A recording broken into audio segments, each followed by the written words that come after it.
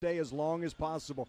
What's funny is we actually do catch him. Usually on road games, we get sent back to us in the Fox studios that there's Manu. And Rick Renner, who works with me in the studio, he's like, does he do that everywhere? It was like, Rick, he does it absolutely everywhere. We just happen to catch the last 5 minutes of this. He's there, and it's just so genuine. And again, when you have that kind of connection between a fan and a player, it means so much. Because it's not something that I have to do because people are looking. It's something that he wants to do, and that's just Manu Ginobili's personality.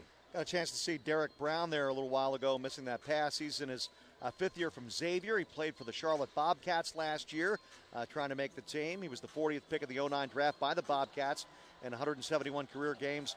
Derek Brown has averaged 5 points and 2.5 rebounds per game. And right now, the Silver leads the Black 71-60 with about 2 minutes and 10 seconds remaining in this third quarter. And I'm Bill Schoening. Andrew Monaco is joining me right now from Spurs television. And you just had a successful season with the Silver Stars. I know it's kind of a disappointing finish as Corey Joseph just misses that step-in jumper. But what a good, successful season. Yeah. Nice little run there by Coach Dan Hughes' team. Yeah, 21 wins in the regular season, unfortunately losing to Los Angeles in the Western Conference semifinals. But you get some new players who came over, Shamika Christian and Shanice Johnson, a rookie out of Miami. And a lot of similarities between a Dan Hughes team and a Greg Popovich team along the lines of, a terrific offense that also utilizes the three ball. Dan Hughes, wherever he has been, like Pop, offense out of defense. And DeJuan Blair is showing off a little bit of a game right there, a little outside shooting touch. 8 points so far, a step back baseline jumper from DeJuan Blair, and that was certainly nice to see. By the way, Coyote Kids Night's coming up on Sundays and Mondays this season.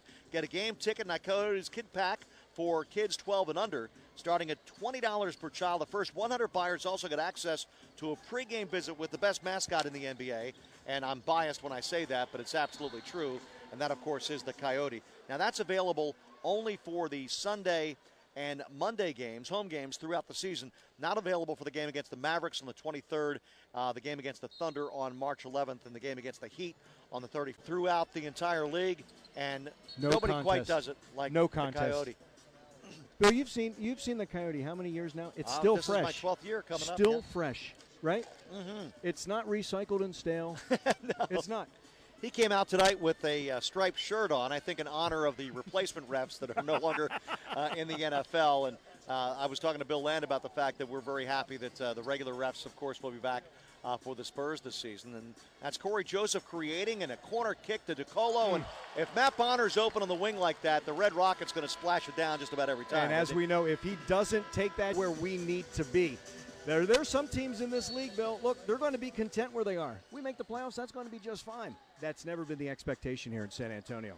The Silver right now lead the Black 78-67. We're just underway in the fourth quarter. We were told 10-minute quarters. Actually, they're running 12-minute quarters, but it's a running clock. And there's Gary Neal with that catch and shoot. And, man, he is money. If you leave him a little bit of an opening, he's got such a pretty quick release. And so you're saying that's what Matt wants more of, right? He wants to see what Gary does, how quickly he releases that basketball. Yeah, just pull the trigger a little bit quicker and not allow the defense to come out on you. And that's here's a nice move by DeJuan Blair, who rocks the house as he just kind of slams it inside. And DeJuan's body looks really good. He's dropped some weight. He got in really good shape when he played for the USA Select team when they went up against the Olympic team. And I think that was a good opportunity for DeJuan Blair to play. And he gets called for a bumping foul here with about 11:03 remaining in the fourth quarter. But, DeJuan is always going to be undersized for his position. He's 6'6", but he knows how to use that body so well. Now, he's listed at 270.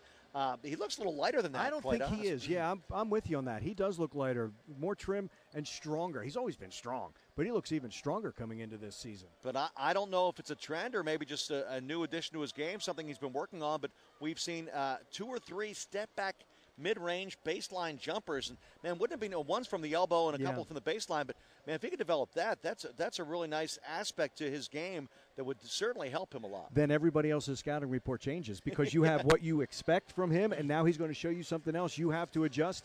Absolutely. Look, he doesn't have to be a three-point shooter. They don't need that at all. No, I don't think so. But take him away from the basket and maybe bring one of the bigs away, and what will that open up for the rest of the offense? Sure, because, at 6'6", it's hard for him to create a lot of shots for himself. Now, he does get a lot of offensive rebounds, and you'll see some of DeJuan's best games are games where he's got 18 points and 16 boards because a lot of his points will come off offensive boards. Yeah, and that's always going to be part of his game. When we talk about, players have to add something to their game year to year. You've got to keep what you do best and then add something else.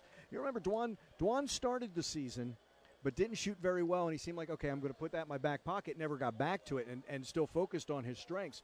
I'd like to see that if he can open, let's say he hits 3 of 4 from 10 feet, and lets that confidence really, really develop and maybe snowball as the season goes on. That would be flat out wonderful. And then if guys have to come out and guard him a little bit, maybe he can that can open things up inside, or maybe he can find someone else that might be open.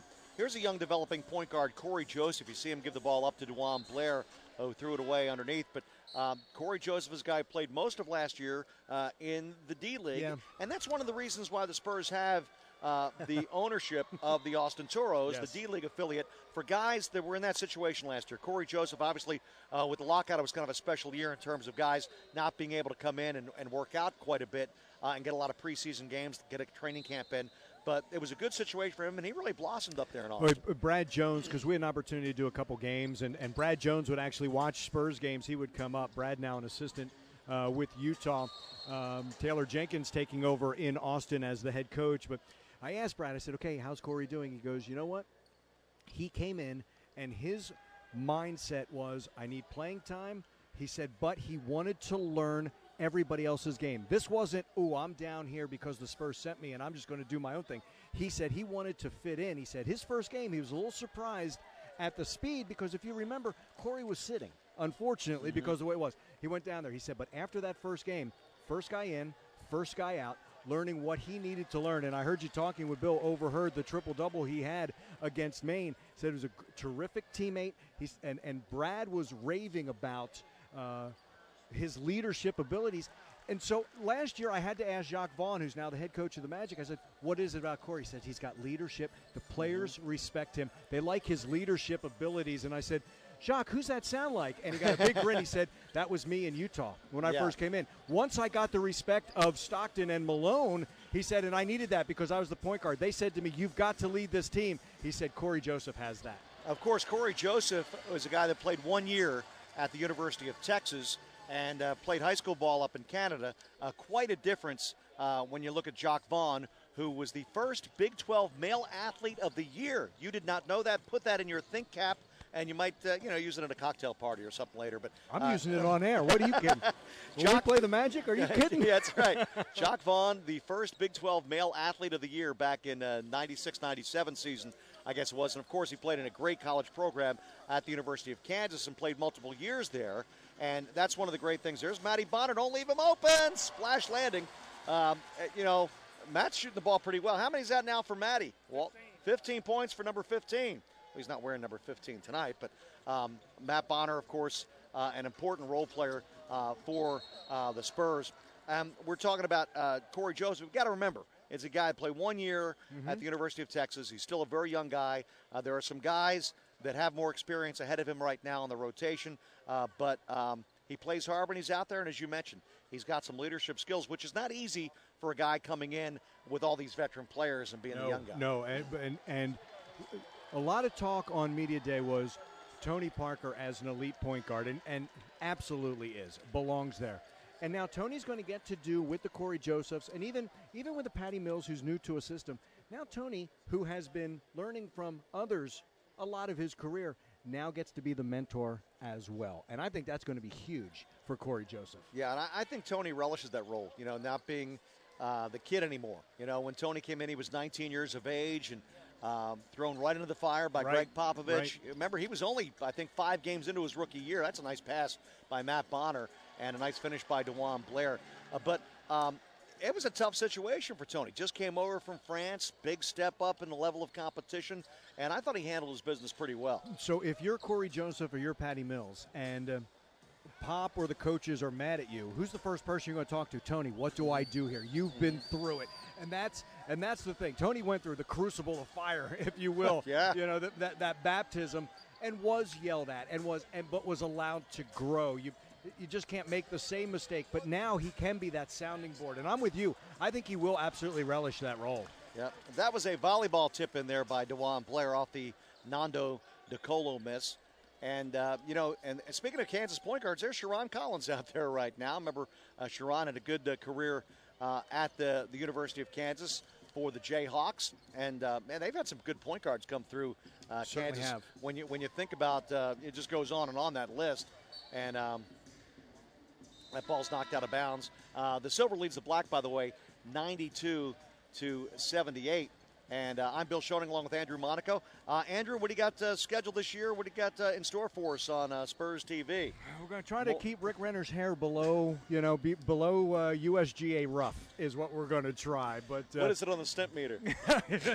With or without the gel? Well, the gel's very important. There we go. Yeah. Go ahead. So let's before we get to that, there's this impression that the Spurs do not play above the rim. A lot of people are going to have to forget that impression. Right. Because that's a lot of that is going to change. Again, it's the youth that's going to be blended. Wesley Witherspoon, rookie out of Memphis. 6.5 minutes to go in the ball game right now, and I was thinking more along the lines of keeping Sean Elliott in line as well. That's I'm gonna let Bill Land take care of that one. Yeah. He mentioned the fact that every once in a while he's going to reel him in a little bit. We all know Sean runs the show. Yep. On TV, so. A lot of the same things, Bill. Studio in Fox with Rick when the Spurs are on the road in the Fox games or at home doing the sidelines. And pleased this year because, the full slate of games on Ken's 5 and a couple of games on CW 35. So be in studio for those. So 76 times either the on Fox, Ken's 5, or the CW 35. So definitely looking forward to that. Absolutely. How about that beginning of the schedule? The Spurs are on the road a bunch. They've got a 4-game road trip going from November 7th to the 13th, and games with the Clippers and Lakers bookending that trip. And then the fun starts with some Eastern Conference games later in the month. Wow. With Boston. Indiana had a good year last year. Of course, George Hill is back there. The Wizards with Don Newman, the former Spurs assistant, now the top assistant there.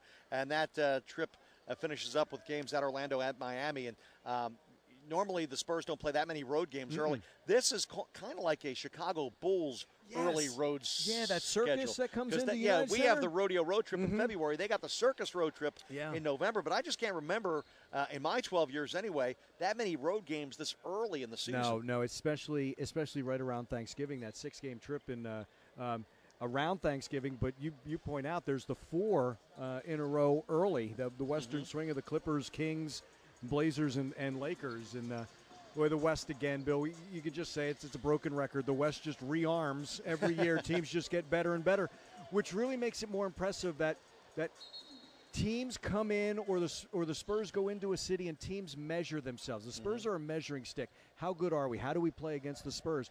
Year in, year out, the Silver and Black there. 13 straight years of 50-plus wins, even in the lockout season. That's impressive when we've seen so many teams have the sizzle preseason, but they can't come through because they don't play as well. But this Western Conference just keeps getting better. If you can get out of the West, you got yourself a chance. Yeah, it's going to be interesting to see what happens with the Lakers. Of course, they got Steve Nash now and Dwight Howard, and that's a team that probably everybody's looking at to maybe is the team to beat in the West. I don't necessarily agree with that because Oklahoma City's been together with that unit. They know each other extremely well, and the Spurs, of course, are also right there.